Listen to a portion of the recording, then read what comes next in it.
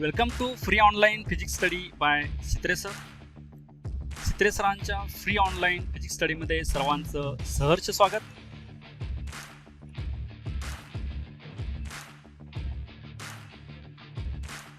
In this session, we will study HSC 12th Physics, Chapter 12, Electromagnetic Induction,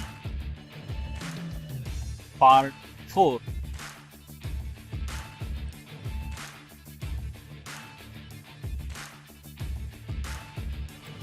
Next point is generators. आता आपण generators विषयी इथं माहिती घेणार आहोत.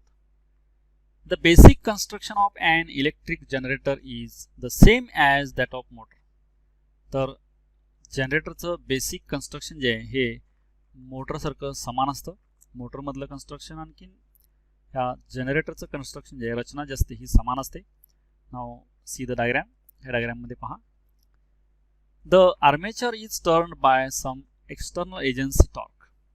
तर ही जी रेक्टँगल कॉईल आहे त्याला आपण आर्मेचर म्हणतो. तर बाहेरून आपण टॉर्क अप्लाय करून एक्सटर्नल टॉर्क अप्लाय करून ह्या आर्मेचरला फिरवलं जातं.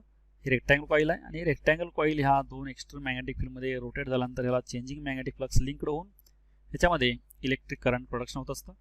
हे जनरेटरचं फंक्शन आहे. आता आपण हेच ॲनिमेशनच्या सहाय्यानं इथं पाहायचं आहे इलेक्ट्रिक जनरेटरचं कन्स्ट्रक्शन आणखीन working.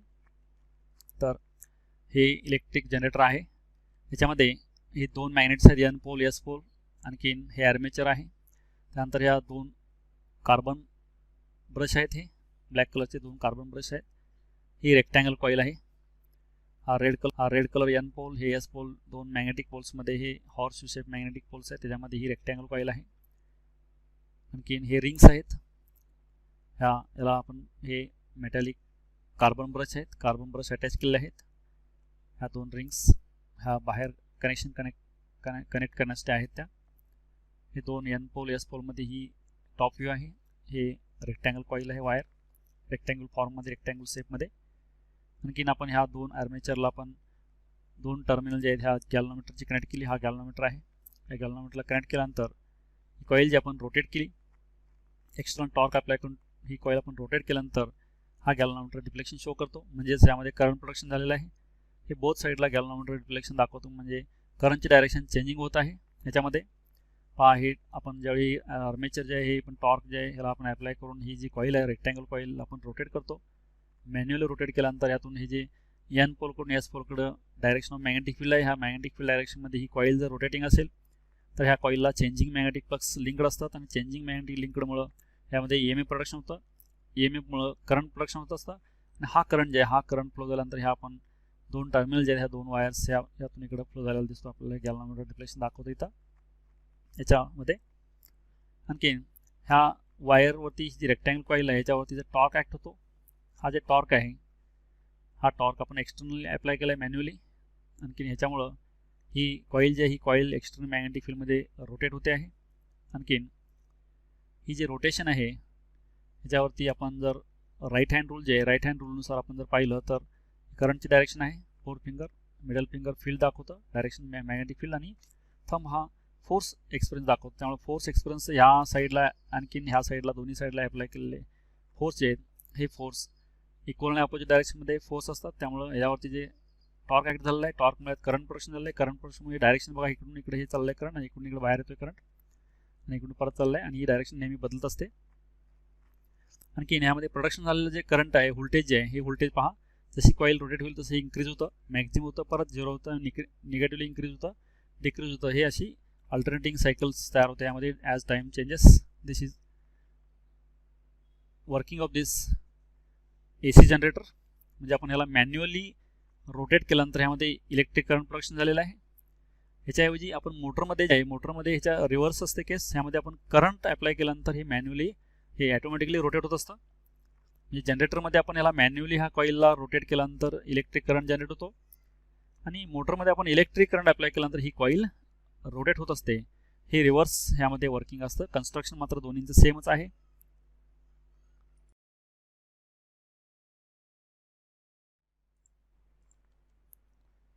Now consider one conductor of armature as shown in figure B in position. आता या डायग्राम मध्ये दाखवल्याप्रमाणे पहा NS पोल आहे, यामध्ये हे आर्मेचर रेक्टँगल कॉईल आहे. तर याच्यामध्ये फर्स्ट आपण the conductor is moving upward across the lines of force inducing maximum EMF. आता ज्यावेळी हा रेक्टँगल कॉईल जे अपवर्ड डायरेक्शनमध्ये मूव्ह होते त्यावेळी यामध्ये प्रोडक्शन झाला EMF जे हा इन्क्रीजिंग होत असतो, आणखी मॅक्झिमम होतो. Next, the conductor is moving parallel to the field and there is no induced EMF that is E equal to 0. ज्यावेळी हा कंडक्टर त्या एक्सटर्नल मॅग्नेटिक फील्डला पॅरल होईल, ज्यावेळी पॅरल असतो त्यावेळी करंट 0 असतो, नंतर हे वरती अपला मूव्ह त्यावेळी काय होतं, त्यातून मॅक्झिमम हे इलेक्ट्रिक EMF तयार होत असतात आणि हायेस्ट इलेक्ट्रिक जे EMF आहे EMF नंतर परत तो ज्यावेळी डाऊन डायरेक्शनला मूव्ह होतो परत कमी कमी होते. हे इथं दाखवले पण आणखीन ज्यावेळी ही कॉईल जे आहे ह्या एक्स्ट्रा मॅग्नेटिक फील्डला पॅरल होईल त्यावेळी इथं EMF 0 असतो. ह्या सेकंड केसमध्ये दाखवलेलं आहे पॅरल आहे. इथं हे परपॅन्डिक्युलर आहे, परपॅन्डिक्युलर कंडिशनमध्ये मॅक्झिमम EMF असतं, पॅरलला मिनिमम आहे दॅट इज 0 आहे. Third, the same conductor moves down across the lines of the force and the induced EMF that is current is directed opposite to that in case of first. आता नंतर आपण हे downward डायरेक्शनला ज्यावेळी motion असेल त्या rectangle कॉईलची त्यावेळी ही current जे increasing असेल पण निगेटिव्ह असतो. हा कंडक्टर जे डाऊन डायरेक्शनला मूव्ह त्यावेळी इंड्युस्ड EMF आणि करंट जे हा अपोजिट डायरेक्शन तयार होतो, इन्क्रीज होतो, मॅक्झिमम होतो. परत हे आणखीन पॅरल होईल त्यावेळी 0 होतो. असा इन्क्रीजिंग आणि डिक्रीजिंग हा करंटचा आणि EMFचा ग्राफ आहे. The graph plotted between the current as a function of time t shows a sinusoidally varying current. आता हा जो ग्राफ आहे करंटचा आणि टाइमचा हा सायनुसॉइडली ह्याचं मुवमेंट असतं, मोशन असते, इन्क्रीजिंग डिक्रीजिंग. हा AC करंट आहे प्रोडक्शन झालेला जनरेटरमध्ये.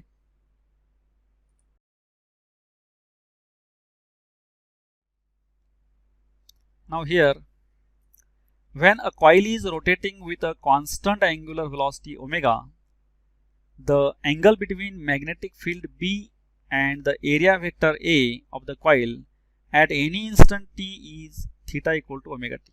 जर कॉईल आपण एक्सटर्नल मॅग्नेटिक फील्ड B मध्ये ओमेगा इतक्या कॉन्स्टंट अँग्युलर व्हेलॉसिटी रोटेट केली तर त्याचा थीटा अँगल जे आहे at any time theta equal to omega T इतका असतो. The flux phi B at any time can be written as. आता रोटेटिंग कॉईल जे ह्या रोटेटिंग कॉईलला त्या एक्सटर्नल मॅग्नेटिक फील्डच्या मॅग्नेटिक फ्लक्स ज्या काही लिंक्ड आहेत असोसिएट आहेत ते link phi B equal to B A cos theta आहेत आणि थिटा आपण व्हॅल्यू पुट केली omega into T, hence B A cos omega T. ह्या phi equal to B A cos omega T जर the flux linked associate with that moving coil. Now from Faraday's law the induced EMF E generated by a rotating coil of N turns, N number of टर्न्सची coil जी आहे त्या external magnetic फील्डमध्ये rotating असेल तर त्याला changing magnetic flux मिळाल्यामुळं EMF जे तयार होणार आहे तो EMF according to Faraday's law E equal to minus N into D phi B by D T. Now putting value of phi B B A cos omega T. Now taking derivative of D by D T of this B A cos omega T is N as it is minus N as it is. Now cos omega t sin b a as it is cos omega t, omega is composite function, omega sin omega t, this is derivative, and this nba omega, this consider this E naught and sin omega t. For sin omega t suppose plus or minus 1, then E equal to E naught sin omega t. Now this nba omega is considered as E naught.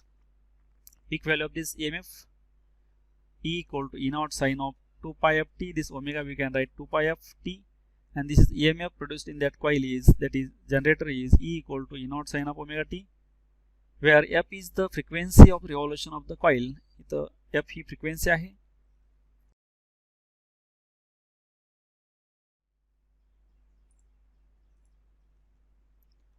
As the direction of induced current changes periodically, it is called as alternating current AC. Figure C.